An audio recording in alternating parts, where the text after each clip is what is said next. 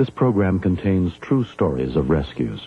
All of the 911 calls you will hear are real. Whenever possible, the actual people involved have helped us reconstruct the events as they happened.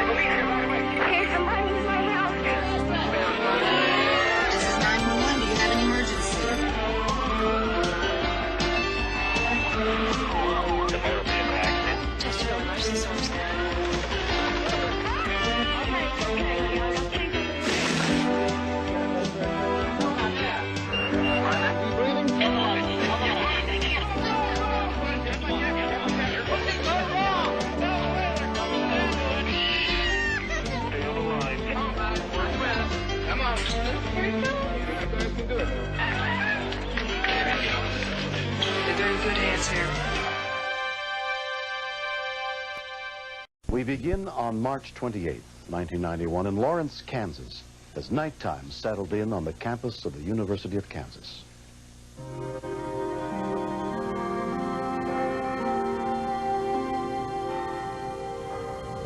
I talked to one of the desk clerks, and there's no... Judy Lowe had been a police dispatcher for more than 5 years.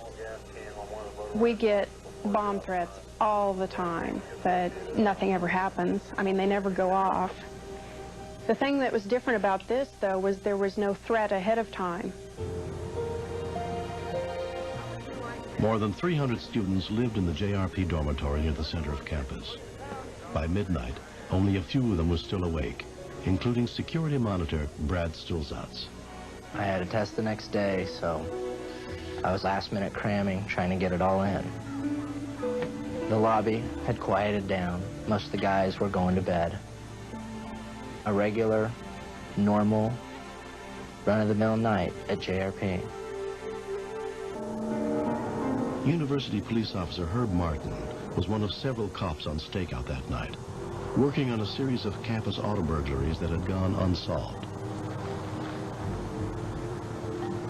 While I was sitting there, I saw one red car come into the parking lot with two individuals in it, and they were sitting in the car and had the dome light on, so I could see both of the guys, but only one of them got out of the car. He walked up the hill toward the area where we keep our police cars and security jeeps. As he was walking up the hill, I noticed there was something held on the side of his leg, but I couldn't tell what it was. 934 KU, I've got somebody messing with one of the security jeeps on the drive. Is that going to be lot 1? It was pretty much behind our building, right where we were. Hey, buddy.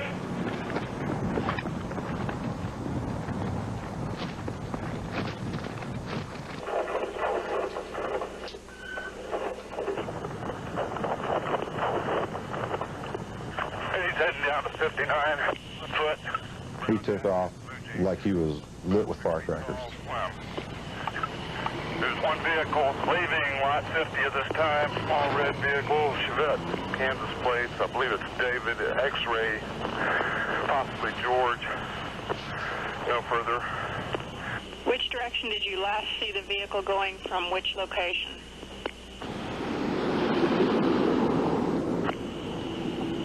Okay, that vehicle went north on Mississippi from 11th. 10-4-204. I went on back up to check the Jeep to see what this guy might have been doing. What have you got up there? It looks like they stuck a pipe bomb beneath the Jeep, security Jeep, on the ramp behind JRP. 10-4, secure the area. When we continue, We had a bomb, probably with a timer, and we didn't know how much time had been put on it. Clear the area.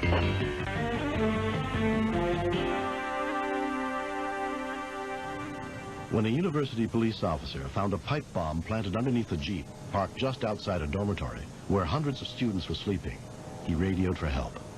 But no one knew whether any attempt to dismantle it might instead set it off. We had a bomb, probably with a timer, and we didn't know how much time had been put on it. What's your location? And of course, that's a pretty sticky wicket, trying to figure out whether we should evacuate people from the wing of the dormitory. Would we have time? There's a lot of windows facing that direction, and I could envision shrapnel from that device and from that Jeep flying through those windows. Sergeant Skylar Bailey was at a surveillance post with his partner, Detective Mike Reiner, who had some experience in identifying and dealing with bombs. Detective Reiner was rushed to the scene.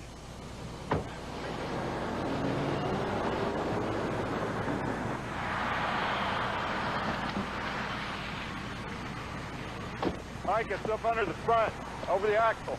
All right, stay back.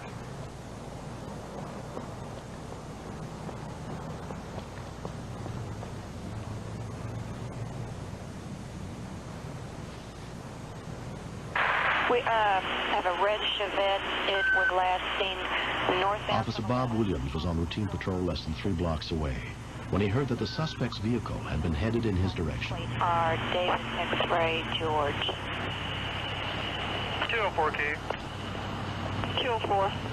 Would you check with Herb and see if the vehicle, was it dirty? Didn't read the tag, it had dirt all over it.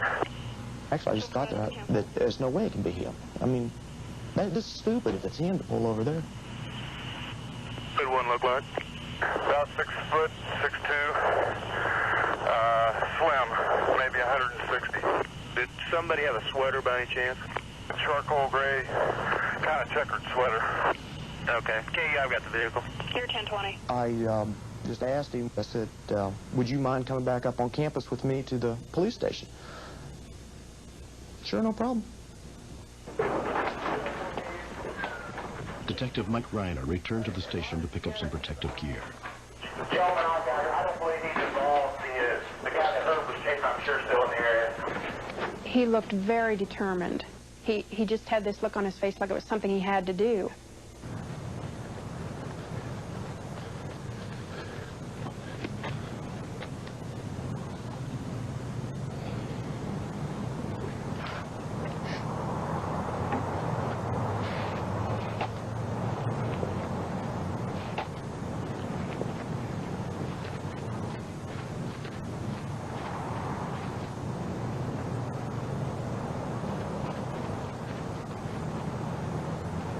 There's 30 seconds left on the timer. We'll know in just a little bit. Clear the area.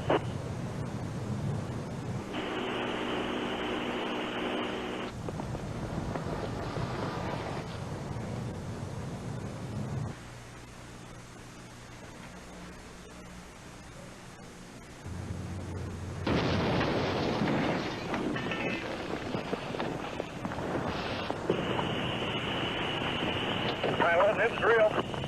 Let me look out the window here. Imagine vehicle's in great shape. Oh my gosh.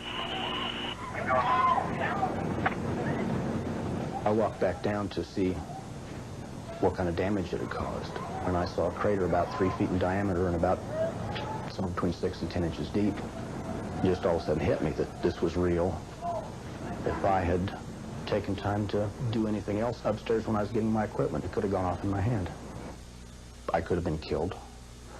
And my knees just kind of turned to rubber, and I just kind of sat down and flopped over on my back and shook for a few seconds. Oh my God. The building shook when the bomb went off, and I was scared. I had no idea what was going on. Out of the corner of my eye, I saw the flash, and then I heard it go. And I know I must have jumped 2 feet. I looked at the kid, and he was calm and cool throughout. He just looks at me and says, "Pardon me, sir, but just what was that?" I said something along the lines of, "I think you know what it is, and we need to talk about it."